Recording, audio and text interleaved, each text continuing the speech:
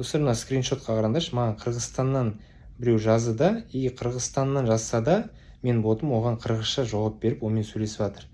Бұл деген өте керемет нәрсе, себебі менен обучение алатын шәкірттер бар басқа елден, Өзбекстан, Қарақалпақстан, осы Киргизиядан жазып жатыр енді. И оған өзінің тілінде жазып жатыр да, ол деген лояльность, ол деген бизнесқа керемет нәрсе.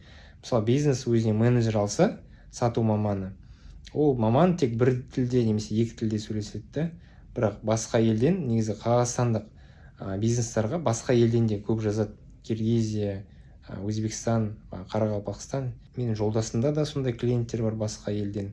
И оларға персональный подход өздерінің тілінде ол өте жақсы нәрсе да, плюс ол деген компанияға, бизнеске.